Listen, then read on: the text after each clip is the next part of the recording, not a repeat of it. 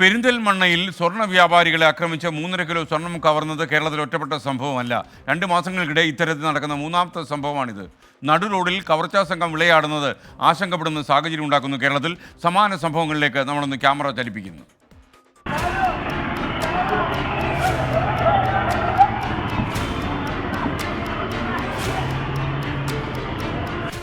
നടുറോഡിൽ ആക്രമണം അഴിച്ചുവിട്ട് സ്വർണം തട്ടുന്ന സംഭവങ്ങൾ തുടർക്കഥയാവുകയാണ്.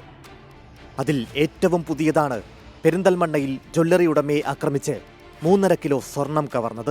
ഈ ടേണിങ്ങിൽ വെച്ചിട്ട് ഒരു വണ്ടി വന്നിട്ട് നമ്മളെ തട്ടിയിട്ടു. ഓവർടേക്ക് ചെയ്ത് വന്നിട്ട് ക്രോസ് ചെയ്തു, എന്നിട്ട് തട്ടിയിട്ടു, താഴെയിട്ടു.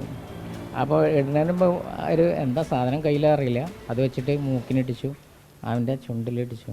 ഇപ്പോൾ ഈ 3.5 കിലോ സ്വർണ്ണം ഇത് സ്കൂട്ടറിൽ സ്ഥിരമായിട്ട് വീട്ടിലേക്ക് മാറ്റാറുണ്ടോ ജ്വല്ലറിയിൽ നിന്ന്? ഞങ്ങൾ സ്ഥിരം കൊണ്ടുവരാം. തൃശൂർ മലപ്പുറം മേഖലയിൽ തുടർച്ചയായി നടക്കുന്ന മൂന്നാമത്തെ സംഭവം. സെപ്റ്റംബർ 25-നാണ് തൃശൂരിൽ സ്വർണ്ണാഭരണങ്ങളുമായി വന്ന യുവാക്കളെ കാർ തടഞ്ഞ് സ്വർണം കവർന്നത്. അന്ന് തട്ടിയെടുത്തത് 2.5 കിലോ സ്വർണം.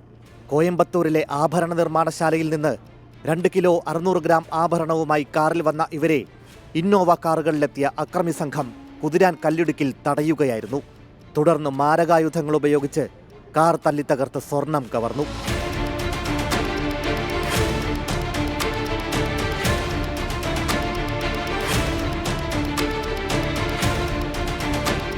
ഈ സംഭവം നടന്ന അധിക നാൾ കഴിയുന്നതിന് മുമ്പ് വീണ്ടും കവർച്ച.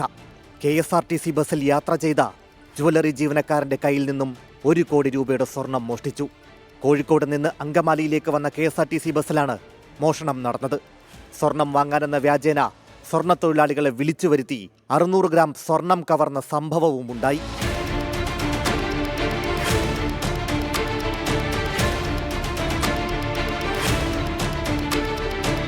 പോലീസ് ശക്തമായ ജാഗ്രത പാലിക്കുന്നു എന്നവകാശപ്പെടുമ്പോഴാണ് വീണ്ടും നടുറോഡിൽ സ്വർണ്ണക്കൊള്ളയുണ്ടായിരിക്കുന്നത്. ഇത്തരം കവർച്ചകളുടെ ആസൂത്രകരാര് എന്നത് ഇനിയെങ്കിലും കണ്ടെത്താൻ സാധിക്കുമോ എന്നതാണ് ഉയരുന്ന കാതലായ ചോദ്യം. Research desk 24.